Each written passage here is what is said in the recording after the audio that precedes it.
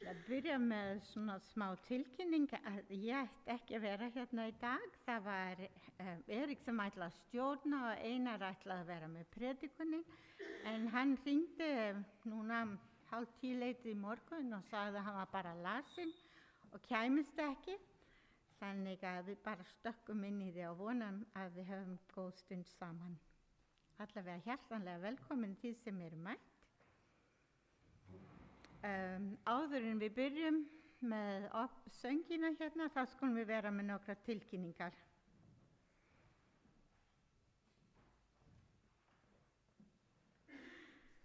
Og það eru þessar klassísku tilkynningar okkar með að við þökkum fyrir muni sem berast til búðarinnar. Hérna í kjallaranum, hún er opin á þriðjudögum og fimmtudögum frá 2 til 6. Við erum með bænastund hér alltaf á þriðjudögum klukkan 12 og smá næringu þar á eftir líkamlega og svo súpustofan þar á eftir frá klukkan 6 til 8 á þriðjudögum. Svo ætla ég að nefna það að næsta hvíladag munum við hafa kvöldmáltíð hér í kirkjunni. Það verður kvöldmáltíð næsta hvíladag þann 15. febrúar. Og svo eru tvær tilkynningar eða tveir einstaklingar sem hafa beðið að færa safnaðarbréfið sitt frá Reykjavík til Danmerkur. Annar einstaklingurinn sem heitir Per Johansen. Hann hefur verið safnaður meðlimi hérna í Reykjavík í fjöldamörg ár en vill nú beður að fá færa bréfið sitt til Danmerkur og við munum taka á því núna næsta hvíladag líka að endanlega atkvæðagreiðslu eða tilkynningu. Svo er það Heimir Arnar Sveinbjörnsson sem hefur beðið að færa sitt safnaðarbréf til Akureyrar, til safnaðardreiðra. Þetta voru tilkynningarnar.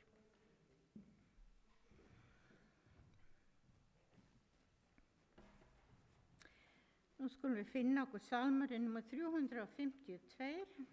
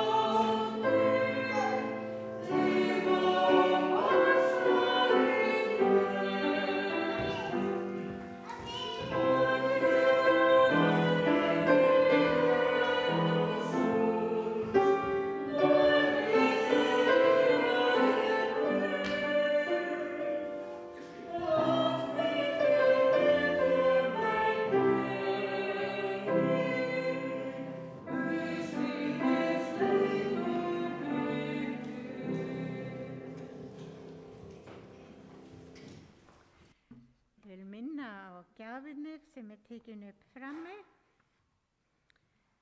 og líka kemur það líka hægt að gefa þér í gegnum netið.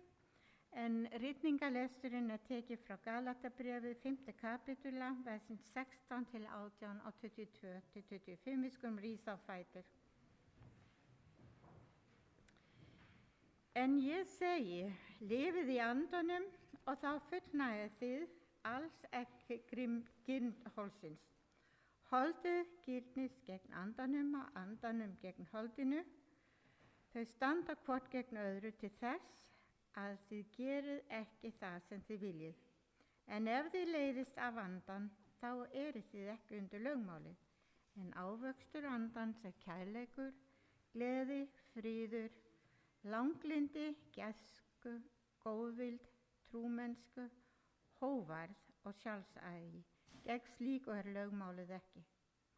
En þeir sem trúa á Krist hafa krossfest holdinu með ástríðunum þess og gildum.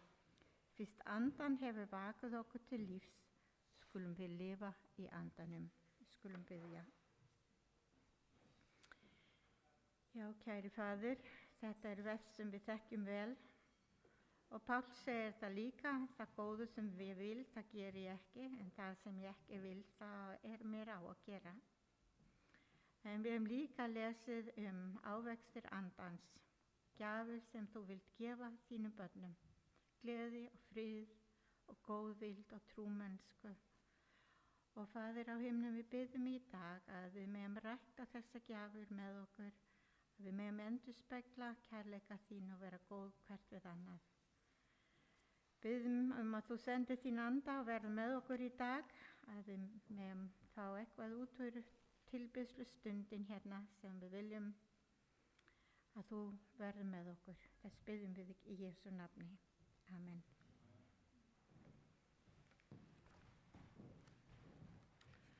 Komið tíma til að syngja einu salm, það er númer 302. Amen.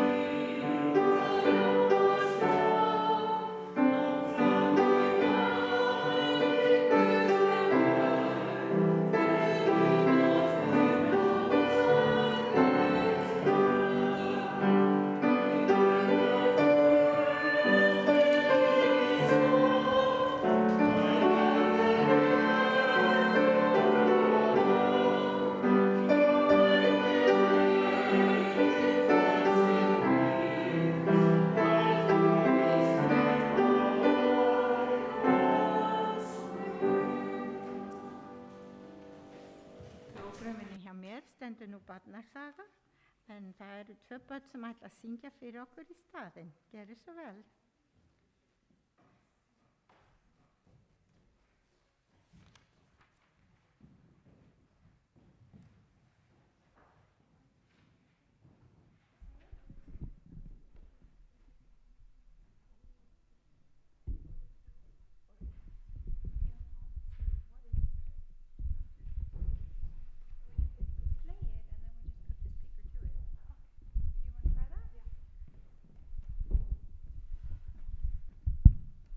Okay, I'll hold it. So how do you want to do it? Like play here? Yeah.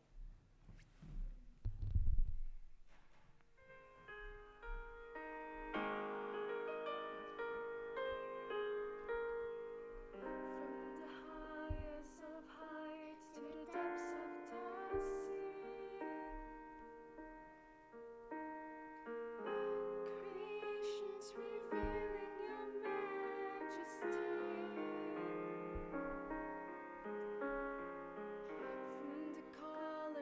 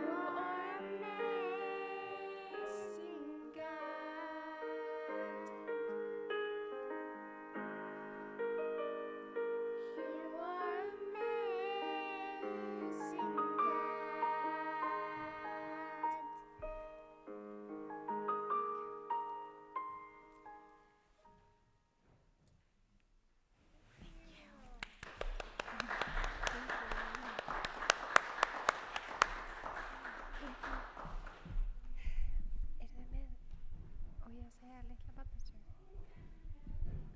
Já.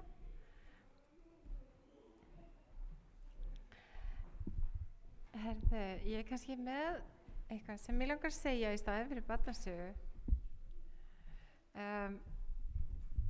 Skiljið þið íslensku núna, Venice og Amber? Skiljið þið alveg íslensku? Já? Yes. Þannig ég get sagt það á íslensku, yey. En þið, skiljið þið íslensku? Eru þið bara íslensk? Já. Æði, herðu, ég ætlaði bara að segja eitthvað stutt sem að kannski ég lærði svolítið af. Þarna, ég var að koma heim úr ferðalagi frá Indlandi eins og mörg ekki að vita.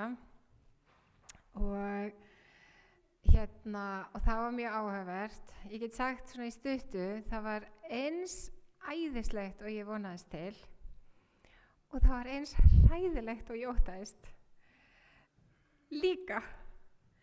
Og þegar fólk spyr hvernig það var á Indlandi og ég segi þetta, þá var það svolítið svona, hvað áttu við? Var þetta ekki æðislegt? Var þetta ekki fallegt? Jú, það var það. Það var virkilega gaman að upplifa eitthvað nýtt. En það var líka rosalega hræðilegt. Það sem að mér fannst hræðilegt var hvað var rosalega mikið af fólki sem áttu það rosalega lélegt miðað við okkar standard. Það var frekar erfitt að sjá. En það sem ég ætla aðeins að nefna fyrir krakkana er að á Indlandi þá er eitt sem er mjög sérstakt og svolítið skemmtilegt og það er að út á götu eru dýr sem eru laus, frjáls. Vitið þið hvaða dýr ég er að tala um? Erum við með dýr hérna út á götu sem er bara að labba um? Já, við erum með ketti, en það var einhver sem sagði, nei. Það var rosalega skemmtilegt að sjá.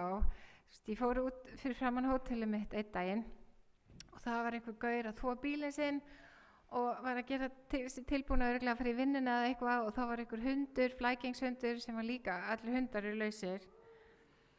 Og svo bara risastór ljósbrún belja með horn sem var bara að labba það var alveg, ég vissi það að það var svona Indlandi en það var svolítið sérstakt að sjá það. Þú horfir bara, ímyndið ykkur að það væri bara beljur að labba hérna Þetta er sérstakt. Málið er að ég vissi náttúrulega af þessu, maður var heyrt þetta og ég verða að viðurkenna að þegar ég heyrði af þessu einhvern tímann fyrir löngu að þá fannst mér þetta ekki bara sérstakt, heldur svolítið svona asnalegt og eiginlega svolítið fáránlegt vegna þess að mér var sagt að fólk trúir á beljur og það eru heilagar að einhverju leyti og mér fannst þetta bara kjánalegt og hallaríslegt og bara, halló, hvað er í gangi? En þegar ég var núna á Indlandi þá lærði ég svolítið. Það var gaur sem var að ferðast svolítið mikið með mér sem heitir Ashley og þið kannski viti hver hann er. Hann var með ræðu hérna fyrir 1,5 mánuði. Hann er Indverji og hann þekkir náttúrulega menninguna miklu betur en ég geri og svo framvegis. En hann sagði við mig, hann sagði, veistu það, þetta með að beljurnar eru svona út allt. Þetta er í rauninni ekki trú. Þetta er hefð, þetta er tradisjón. Já, ég sagði, það er áhugavert.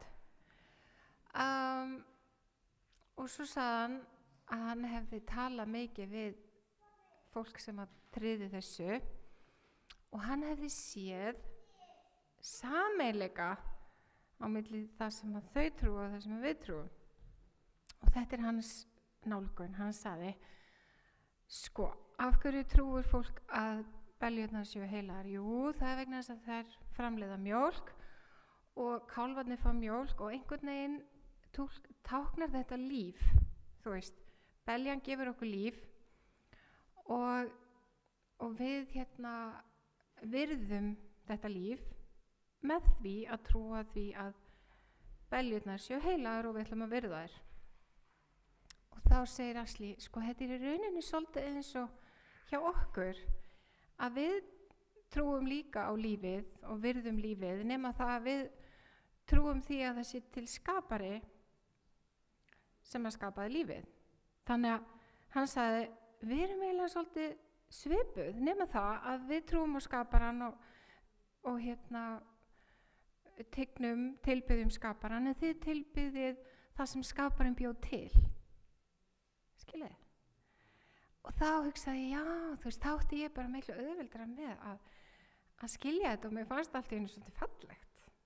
Svo er kannski líka kostir við það að ekki að vera með beljurækt, það er önnur nálgun. En hvað það?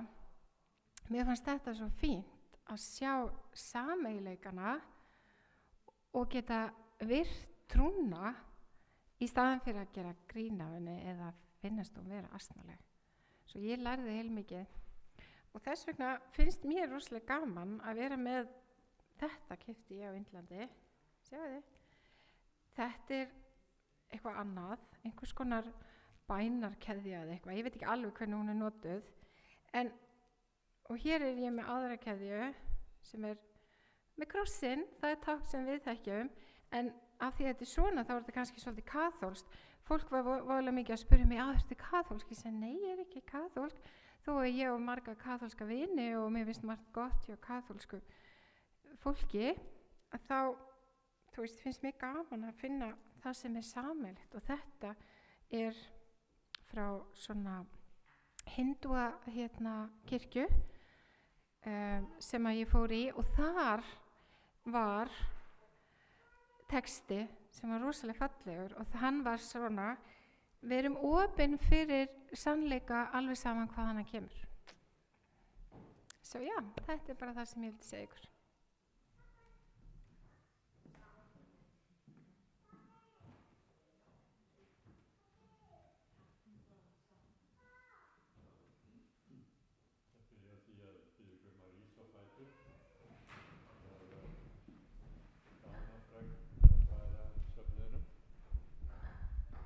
Já, það er gott að fá hljónumann. Ég er með dánafregn að færa söfnuðinum. En það er Reynir Guðsteinsson sem er látinn. Reynir varð yfir nírækt, hann var orðinn fullorðinn og hann lést á þriðjudaginn 5. febrúar í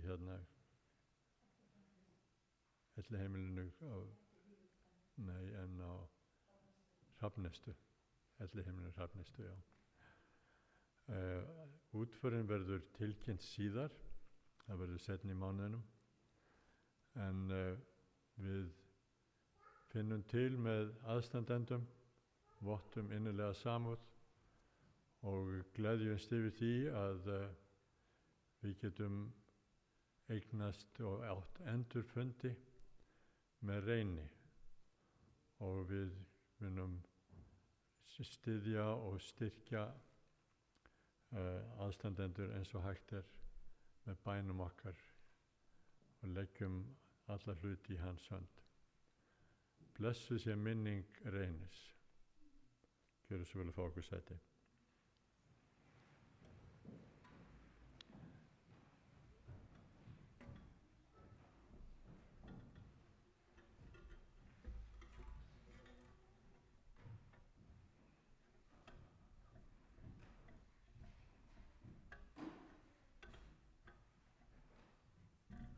Svona, þetta er betri hæð.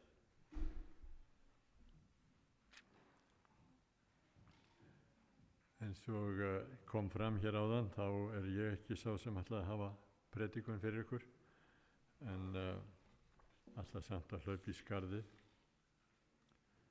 og byrja með smá ljóði eftir Gunnar Dal. Orð milli vina. Orð milli vina gerir daginn góðan. það gleymist ei, en býr í hjarta þér sem lítið fræ.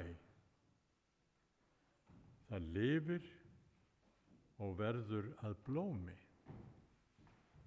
og löngu seinna góðan ávöxt ber.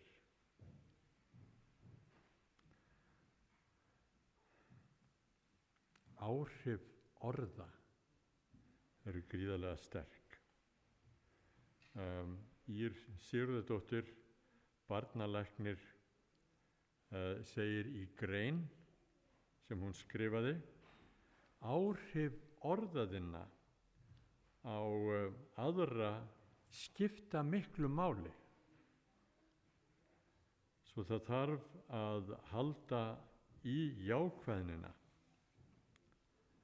Þetta er sama vinnan sem þú innir af hendi við þessar aðstæður, og hún er að tala um sérstakar aðstæður á Landspítalanum. Ég kannski munið eftir því að það voru mikil þrengsli og mikil hávæði vegna byggingaframkvæmda í Landspítalanum. En hún segir, þetta er sama vinnan. Við getum unnið glöð í lund eða kvartandi.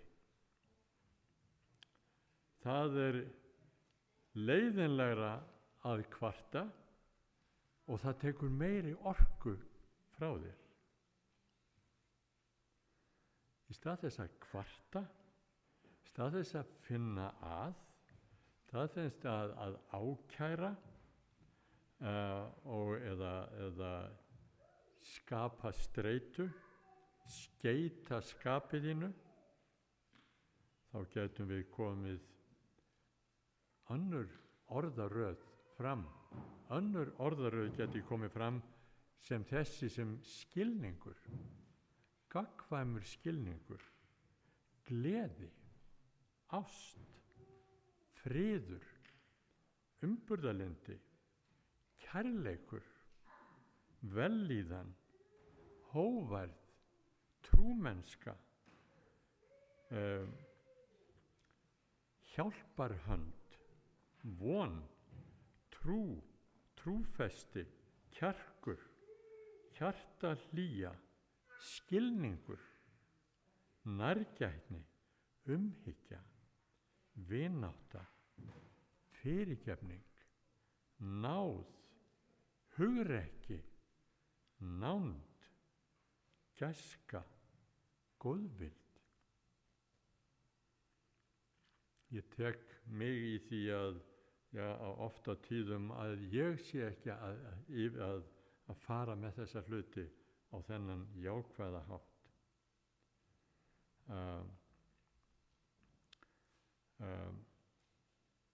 Er það ekki þetta sem Páll postuli samt vill að við höfum í huga sérstaklega þegar hann talar þennan góða lista sem við Laila las hér áðan í Galatabréfinu 5. kafla 22, 23, en ávöxtur andans er einmitt þetta: kærleikur, gleði, friður, langlindi, gæska, góðvild, trúmennska, hógværð og sjálfsagi.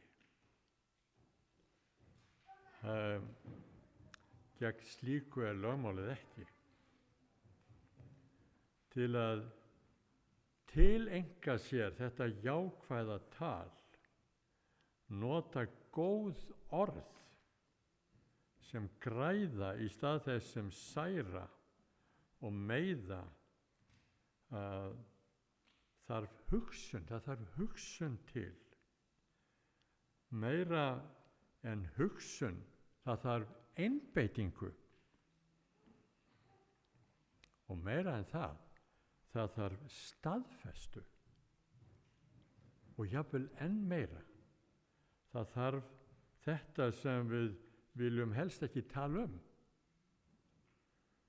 Síðast á listanum sem Páll vitnar í, það er sjálfsagi. sjálfstjórn.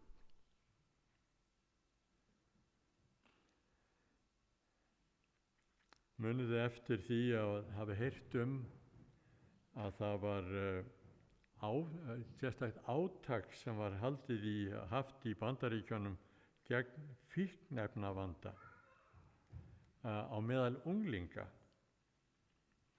Og þetta upp úr 1980 sem þetta var eitthvað sem kom mikið fram. Undir orðinu slagorð, það var slagorð þetta just say no, just say no. Segðu bara nei. Þarna var einföld hugmynd í gangi gegn áhættuhegðun unglinga og annarra.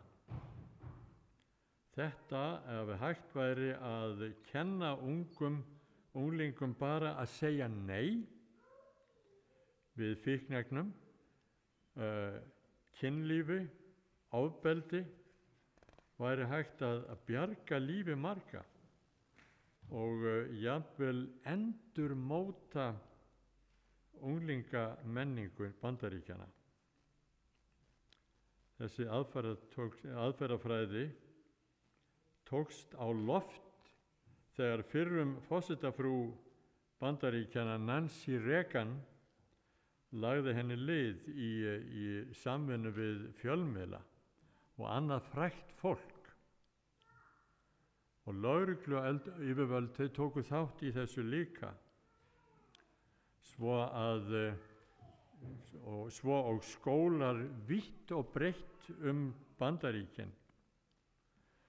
Og aðferðafræðin var einföld, kenndu ungu fólki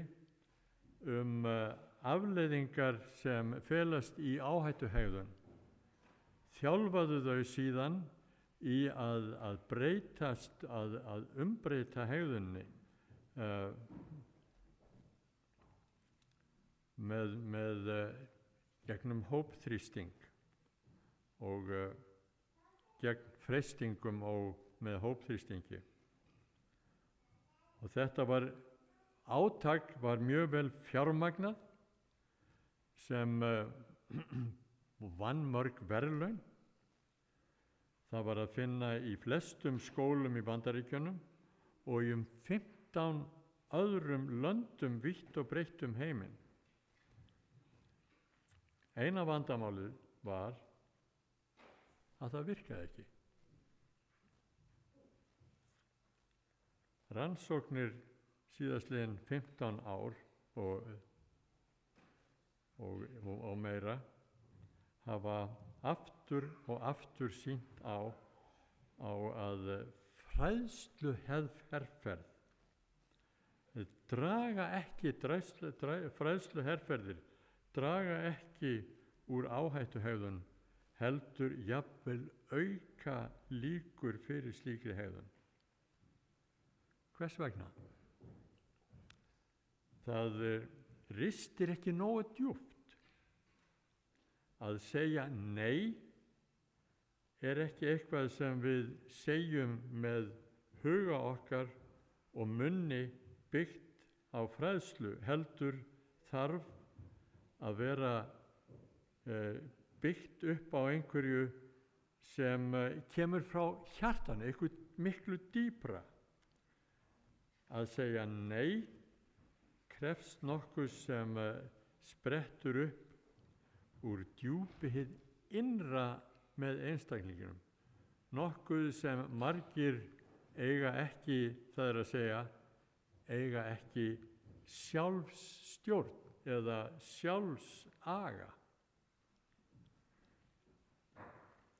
Og hér þetta það sem Páll nefnir síðast á listanum yfir ávöxt andans. Kannski það atriði sem það forvitnislegasta og erfiðasta að henda reiður á þessum persónueinkennum Krists sem Páll talar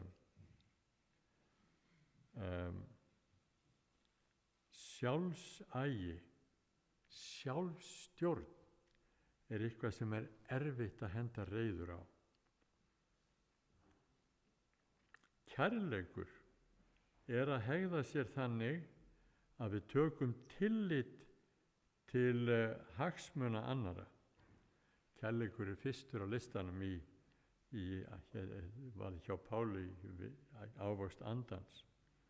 Og það er eitthvað það sem við tökum tillit til hagsmuna annara, koma öðrum til gagns. Sama hverjir þeir eru, þessir einstaklingar, hvað svo sem okkur finnst það og hvað sem það kostar, þá komum við öðrum í mót til hjálpar. Og hvað með gleði? Gleði er að gleðjast yfir hverju öðru á meðan við tökum þátt í því ferli að vera það fólk sem Guð skapaði okkur til að vera. Og friður er að njóta sátta og samlyndis og eindrægni þrátt fyrir hver mismunandi við erum sem fólk. Þolgæði, hvað er það þá? Það er að gefa hverju öðru tíma og rými fyrir Guð að koma til leiðar nýjum hlutum í lífi okkar.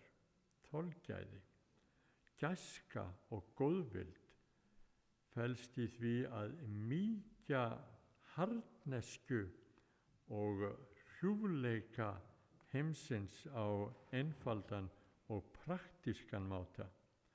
Og trúmennska er að halda heit okkar og efna loforð okkar, hvað sem það mætti kosta. Hógværð er að láta af þörfum okkar fyrir að ráða yfir og stjórna öðrum, stjórna fólki, og þess í stað að fela þau Guði. Og hvað svo sem þetta síðasta atriði, hvað svo með þetta síðasta atriði hérna, sjálfsagi eða sjálfstjórn, hvað felur þetta í sér? Hvers vegna er þetta svo mikilvægur þáttur? Og hvernig öðlumst við þetta? Sjálfsstjórn. Orðið þýðir að hafa stjórn á sjálfum sér, hafa taumhald á sjálfum sér, sem ýjar að því að við erum að í vanda með þrár okkar, tilfinningar og hegðun okkar. Gefur í skyn að ef okkur tekst ekki að hafa stjórn á þessu, þá gætu þau komið okkur í klandur, í vandræði, eins og villtir hestar sem gætu farið með okkur þangað sem við viljum ekki fara. Þetta gæti komið okkur í ófarir. Í öðru lagi, taktu eftir að þetta útheimtir beitingu viljans, að beita viljanum, sem þýðir að það að hafa taumhald á þrám okkar, tilfinningum og hegðun verður að koma innan frá frekar en frá einhverju utanaðkomandi.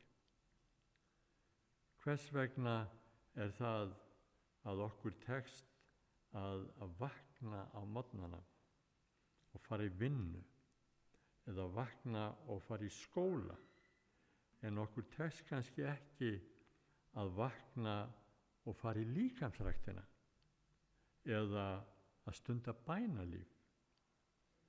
Jú, í skóla og í vinnu er eitthvað utanaðkomandi aðhald til staðar. Í skólanum færðu einkunn fyrir að mæta fyrir stundvísi, og í vinnunni þá geti yfirmannur mögulega rekið þig. en í líkamsræktina er engin slíkur til staðar. Né varðandi það að eiga stund með Guði í bæn. Það verður að koma innanfrá. Það snýst viljastyrk þinn.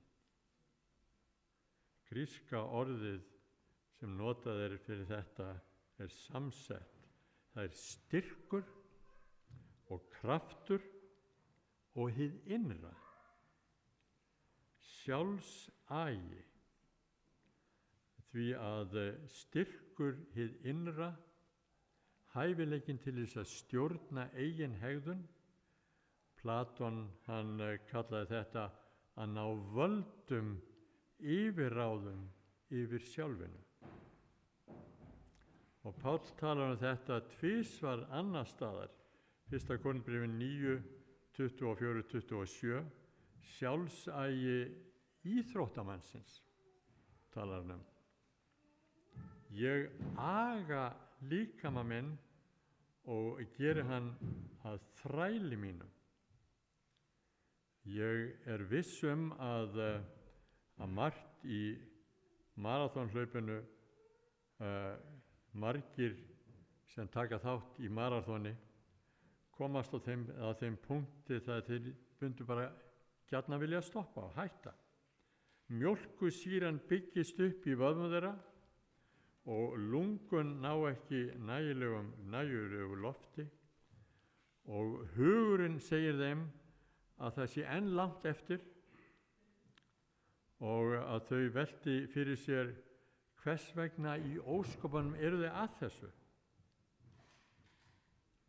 Það snýst ekki bara líkamlegan styrk á þessum punkti, líka andlegan styrk, viljastyrkin, að halda áfram þegar hugurinn, þegar líkaminn og tilfinningarnar eru öll að segja að hættu þessu, stoppaðu.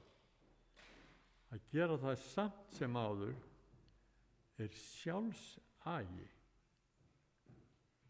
Svo í 1. Korinthbréfi 7. kafla þá fjallar Páll siðgæði. Og þegar heimurinn kippir sér ekki upp við lauslæti, krefst það sjálfsaga að segja nei. En tökum eftir einu. Sjálfsagi er ekki markmið í sjálfum sér. Það er aldrei markmið í sjálfum sér. Það á sér ávallt háleitara markmið. Íþróttamenn leggja hart að sér til þess að vinna hlaupið eða íþróttagreinina. Trúfesti í hjónabandinu kemur öllu heimilinu til góða. Sá sem iðkar sjálfsaga segir nei við sjálfan sig til þess að geta sagt já við einhverju öðru háleitara. Hvers vegna er sjálfsagi mikilvægur? Munum að Páll er ekki að tala við hóp fólks sem átti í innbyrði, hann er að tala við hóp fólks sem átti í innbyrðis átökum. Og þetta er eiginlega mjög einfalt. Ef við getum ekki sagt nei við eigin þægindum og eigin forréttindum, þá getum við aldrei þjónað hvert öðru. Ef við getum ekki sagt nei við eigin séróskum og stefnu, þá munum við aldrei geta meðtekið skoðun og stefnu annarra. Ef við getum ekki sagt nei við eigin stolti, munum við aldrei viðurkenna að við höfum á röngu að standa eða getum viðurkennt hvað er í raun að gerast í okkar eigin lífi. Ef við getum ekki sagt nei við óttan munum við aldrei þora að mæta ókunnum eða fara og hugga og syrgjendur. Við verðum að segja nei við okkur sjálf til þess að geta sagt já við aðra. En það er ekki auðvelt.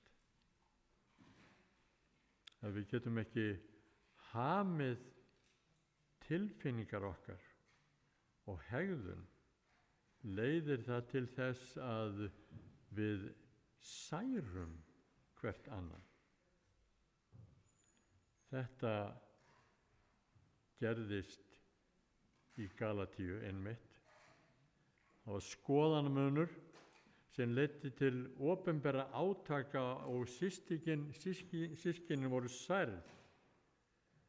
Í stað þess að þjóna hvert öðru, lúta í lægra haldi fyrir hvert öðru og að viðurkenna hvert annað, þá ögruðu þau hvert öðru og öfunduðust og dæmdu hvert annað. Hvar finnum við kraftinn til þess að segja nei við okkur sjálf?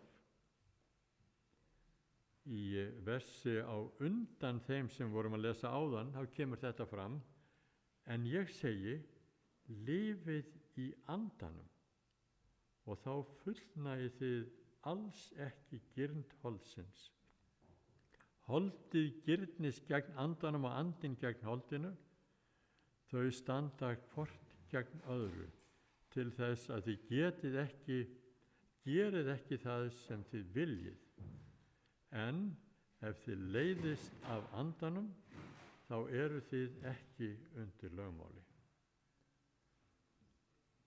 Við getum þetta ekki í eigin mætti, það er augljóst.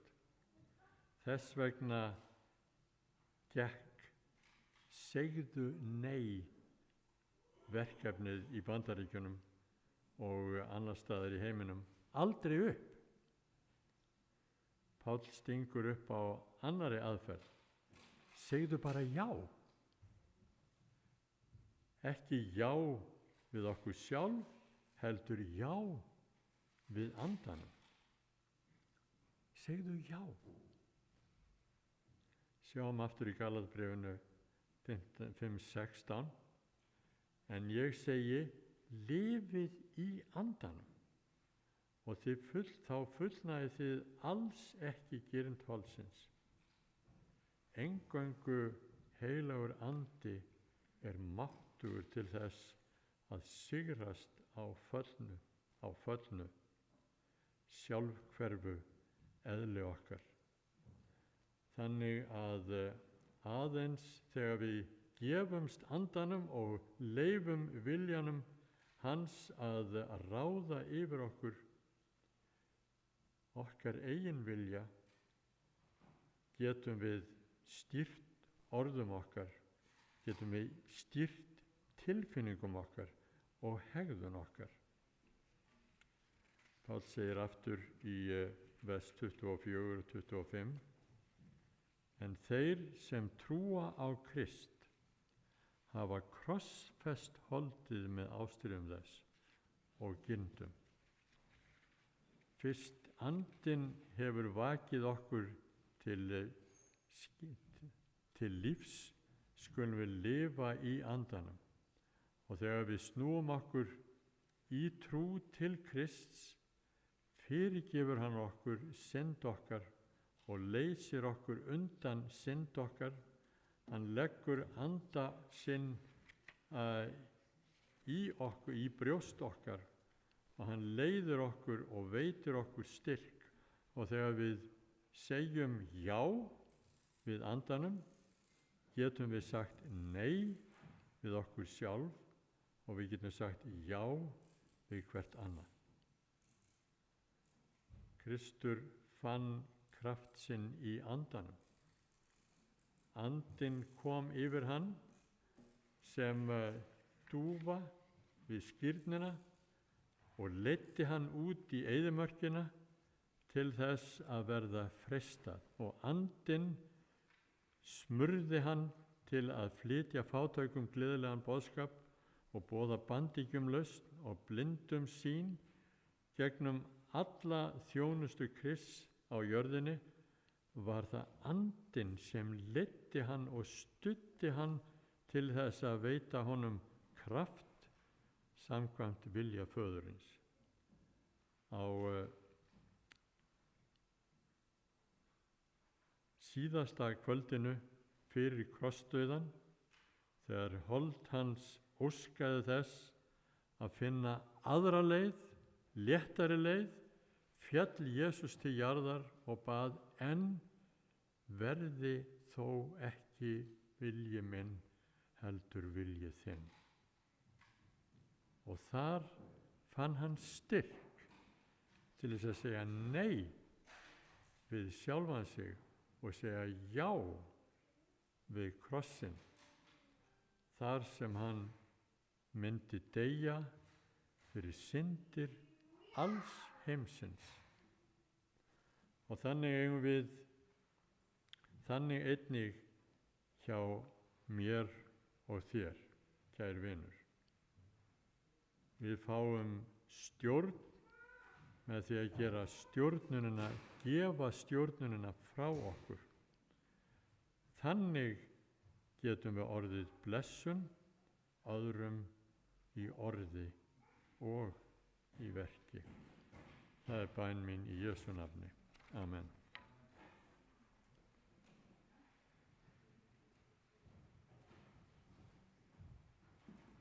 Nú skulum við finna okkur salmi nr. 344, loka salmin okkar, Ég fremur kýs Jesú.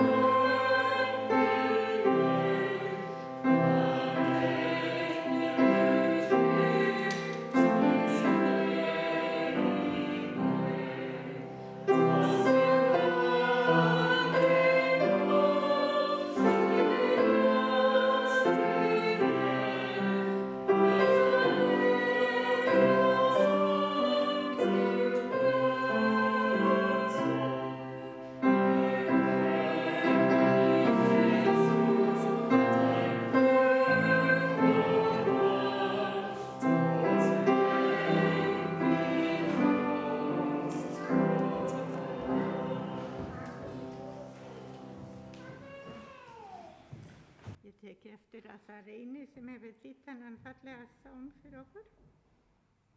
Og nú ætla ég að biðja ykkur að rísa upp á meðan við tökum á móti blessunarorðin og leið vil ég þakka ykkur fyrir komin í dag.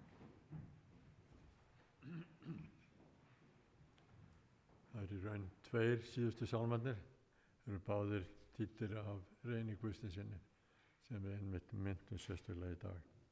En meðtaki blessun Guðs. Drottinn blessi þig og varveiti þig. Drottinn láti sína ásjónu lýsa yfir þig og sé þér náðugur. Drottinn upplyfti sínu augliti yfir þig og gefi þér sinn frið í Jesú nafni. Amen.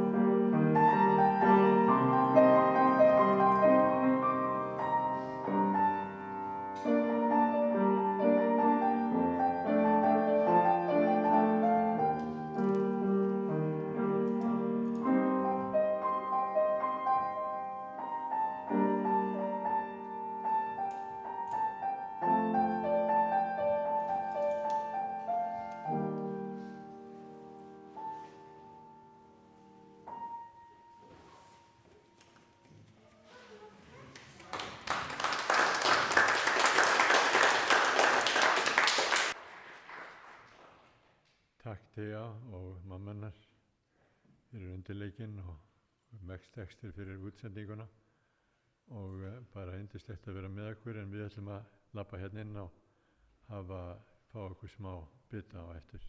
Takk fyrir.